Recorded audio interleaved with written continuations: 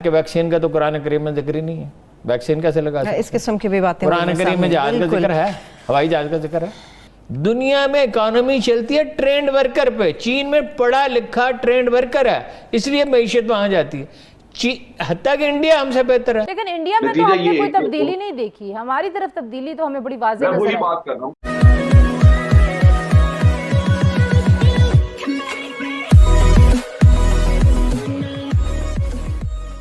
नमस्कार दोस्तों, ये है वायरल फैक्ट। इस वीडियो के अंदर दरअसल बात हो रही है कि भाई चीनी हमसे ज़्यादा इंटेलिजेंट है, इंडियंस हमसे ज़्यादा इंटेलिजेंट है, और कई बार ये कहा जाता है कि हम चाइना से ज़्यादा इंटेलिजेंट है और भारत से ज़्यादा इंटेलिजेंट है। अब दोस्तों सिचुएशन यहाँ पे ये है कि अगर आपको अपने कंट्री को आगे बढ़ाना है तो आपको नो डाउट इंटेलिजेंस चाहिए, लेकिन आपको ये नहीं चाहिए कि आपके जितने भी लोग हैं वो सारे के सारे इंटेलिजेंट हो। वो रिक्वायरमेंट नहीं होती है किसी भी कंट्री को आगे बढ़ाने के लिए। सिचुएशन ये होती है कि जब आप एक पर्टिकुलर कॉन्स्टिट्यूशन की जो कॉन्स्टिट्यूशन आपका बना हुआ है उसके हिसाब से आप बिहेव करो, आपके वहाँ इंडस्ट्रीज़ हो, आपके वहाँ जो लोग हैं उसको काम मिलता रहे, आपके वहाँ जो लोग हैं वो ऐसे फ्री में ना बैठे, क्योंकि फ्री में बैठेंगे तो कुछ ना कुछ करते रहेंगे नेगेटिव, तो वो सब कुछ होता रहे। मतलब इतना इंटेलिजेंट होने की आपको ज़रूरत पड़ती नहीं है। और यहाँ पे दूसरे भाग में ये कहा जा रहा है, मतलब जो हमने दूसरी क्लिप ली है यहाँ पे, कि भाई इंडिया ने तो यहाँ पे कुछ भी किया नहीं है। हम जो चाहते थे 370-35 से, उसमें कुछ भी किया नहीं है, लेकिन फिर भी हम यहाँ पे क्यों दौड़े दौड़े बात करने के लिए भारत के पास जा रहे हैं। तो दोस्तों इसी के साथ ये वीडियो शुरू करते हैं। हमारे लोग वैसे ज्यादा इंटेलिजेंट, चीनियों से भी ज्यादा इंटेलिजेंट है, इंडियन से भी ज्यादा इंटेलिजेंट है। वो पढ़ा लिखा वर्कर कहाँ है? चीन आपको जितनी वैक्सीन आप चाहते आपको उधार देने के लिए, अब भी उन्होंने दी है, अब उन्होंने दी है। आप एक फौज को इन्वॉल्व करते, उनकी इतनी बड़ी मेडिकल सर्विसेज हैं, प्राइवेट हॉस्पिटल्स को फौज खुद इन्वॉल्व कर लेती है। आप 1 करोड़ को लगा सकते थे। अरुण साहब, इस ताखीर से कितना नुकसान हुआ, इंशाल्लाह अगले हफ्ते इसके ऊपर बात करेंगे। कहा नहीं जा सकता, लेकिन बिलियंस ऑफ डॉलर्स का नुकसान हुआ है और मुझे खतरा है लॉकडाउन करना पड़ा। कुछ एक बड़ा शिफ्ट हमें नजर आया है पाकिस्तान और इंडिया के पर्सपेक्टिव में, पाकिस्तान की तरफ से। फिर ऐसा ही शिफ्ट हमें सऊदी अरब और ईरान के बीच में नज़र आया, अमेरिका और ईरान के बीच में आया। ग्लोबल कुछ ऐसा मॉडल करने की कोशिश हो रही है कि ये जितने भी इश्यूज़ हैं ये रिजॉल्व हो जाएं। सिर्फ जो एक इशू ज़ाहिर है वो इसमें अनएड्रेस्ड रहता है, वो पाकिस्तान का जो कश्मीर के हवाले से पॉलिसी है वो है, लेकिन बाकी चीज़ें कुछ मूव हो रही हैं अपनी अपनी जगहों से। इसको आप कैसे देखते हैं? देखिए, बात यह है कि पाकिस्तान तो हमेशा से ये बात करता रहा कि बातचीत होनी चाहिए और पुरअमन तरीके से मामला हल होने चाहिए, लेकिन भारत कोई ना कोई रास्ता निकाल के तो इस प्रोसेस से हटता रहा, क्योंकि 2 फ्रंट वॉर या 2 फ्रंट इशू जो भी आप लेके चले वो आपके लिए संभालना मुश्किल होगा। लेकिन इंडिया में तो आपने कोई तब्दीली नहीं देखी, हमारी तरफ तब्दीली तो हमें बड़ी वाज़ेह नजर आई। मैं वही बात कर रहा हूँ कि हुआ क्या है कि इंडिया ने आपको एक ऑफर कर दी कि जी हम आपसे बातचीत करने को तैयार हैं, नॉर्मलाइज करने को तैयार हैं। आपने बिल्कुल उसी तरह छलांगे मारनी शुरू कर दी हमारे लोगों ने। जिस तरह के ट्रंप ने कहा था मैं सालिसी करने को तैयार हूं, तो यहाँ ढोल बजने शुरू हो गए। अच्छा, हालांकि इंडिया को तो कभी काबिल कबूल नहीं हुई सालिसी, और उसके अलावा यह है कि अमेरिका कौन सा कोई ईमानदार सालिस होता, वो भी जिस तरह अफगान इशू पे पाकिस्तान को इस्तेमाल करके भारत को वहां बिठा दिया, यहाँ भी वो भारत को ऑब्लाइज करता।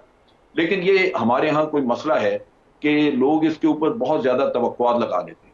आपने अगर इंडिया से ताल्लुकात ठीक करने हैं तो किन बुनियादों पे, वो कौन से ऐसे नुकात हैं जिनकी बुनियाद पे? मैं समझता हूँ फॉरेन ऑफिसर्स की अक्सर बात करता रहता है और वो बड़े वाज़ेह हैं कि जनाब कश्मीर में आप पहले तो वो हालात पैदा करें जहां हम नेगोशिएशन की बात किया करते थे।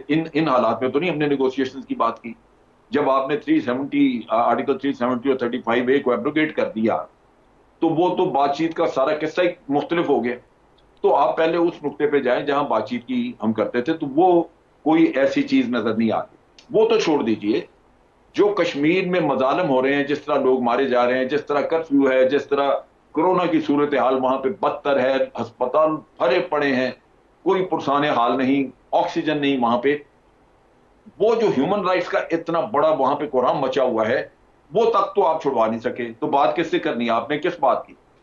तो ये एक ऐसे ही हवा में घोड़ा छोड़ देने वाली बात है। पाकिस्तान को सर, हमारे तो बड़े सीनियर और सीरियस लेवल के ऊपर हमने देखा है कि वो गलत है, वो गलत है। ठीक है, आपकी ये स्टेटमेंट में वो मुझे बेतुकी नजर आती है उस वजह से कि दूसरी तरफ से कोई ऐसी इंडिकेशन नहीं है कि वो कहीं आपको कंसेशन देना चाहते हैं, कहीं वो आपसे आपका कोई जायज मुतालबा मानना चाहते हैं, वो तो है ही नहीं। सही। तो आप किस तरह की बातें कर रहे हैं? ये मैं समझता हूं वो जिसने भी की है वो बिल्कुल इस वक्त बेमौका और बेतुकी।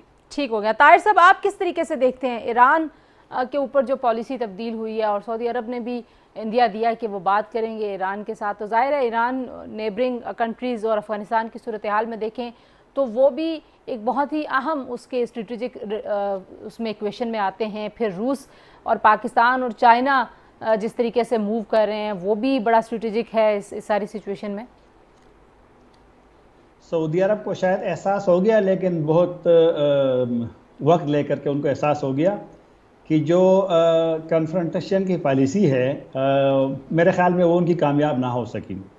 यमन की लड़ाई देखें ना, हम अफ़गानिस्तान की भी मिसाल देते हैं कि एक ग्रुप ने तकरीबन 40 ममालिक वो कामयाब नहीं हो सके तालिबान के ख़िलाफ़।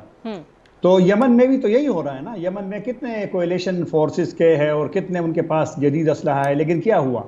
अक्सर खबरें आ रही कि सिविलियन मारे जा रहे हैं, कभी स्कूल पे, कभी शादी पे, कभी किस पे। तो यमन की लड़ाई तो ना जीत सके ना कोएलिशन फोर्सेस।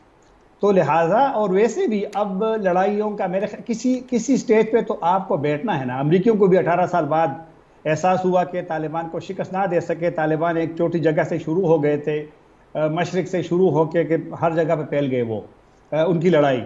तो वो भी बैठ गए और काफ़ी सारी चीज़ें उन्होंने तालिबान की उनको मानना पड़ा, तालिबान की काफ़ी सारे डिमांड।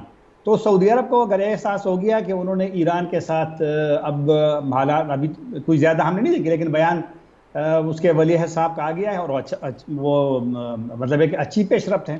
पाकिस्तान ने भी कोशिश की है, वज़ीर-ए-आज़म ने भी कोशिश की है, और फ़ायदा इनका होगा तो सबसे ज़्यादा खित्ते के ममालिक को होगा, पड़ोसियों को होगा अगर ये टेंशन ख़त्म होती है। तो मेरे ख्याल में ये सऊदी अरब के बिल्कुल अप्रिशिएट करना चाहिए, लेकिन सिर्फ बयान तक महदूद नहीं है, प्रैक्टिकल अमली इक़दाम उठाने चाहिए। सही। रहीमुल्लाह यूसुफ़ज़ई से आखिरी कमेंट मुझे जो आपसे चाहिए, उसामा बिन लादेन का जो ऑपरेशन था उसको भी 10 साल मुकम्मल हो गए हैं, और पाकिस्तान की फ़ॉरेन पॉलिसी रीजनल जो हमारी सारी सूरत हाल है, अब लगता है कि वापस हमारी कंसंट्रेशन दोबारा रीजन के ऊपर, रीजनल ब्लॉक्स के ऊपर आ रही है। आपको लगता है कि वाकई ऐसा ही है जो तासुर मैं ले रही हूँ, या पाकिस्तान अभी भी सिर्फ इंडिया सेंट्रिक हो के, क्योंकि माजी में हमने देखा कि सिर्फ इंडिया सेंट्रिक होने की वजह से बहुत सारे मौके जो रीजन में पाकिस्तान को मिल सकते थे वो पाकिस्तान ज़ाय करता रहा है। तो अब जो रशिया के साथ और चाइना और बाकी जगहों पे जो चीज़ें हो रही हैं उसमें आपको लगता है कि कोई हमने सबक सीखा है माजी से? मेरे ख्याल में देखें, अमेरिका की जो पॉलिसी में तब्दीली आई, और ये अभी नहीं आई बल्कि ये बुश और फिर ओबामा, ट्रंप, और ये भारत के बहुत करीब जो अमेरिका गया है, पाकिस्तान को ये एहसास हुआ कि पाकिस्तान को भी मुतबादिल जो है ढूंढने चाहिए। और फिर हमने देखा कि चीन से तो हमारे ताल्लुकात बड़े पुराने हैं, करीबी हैं, लेकिन रूस की तरफ से भी काफ़ी मस्बत जवाब आया, तो उनसे हमारे ताल्लुकात बेहतर हुए।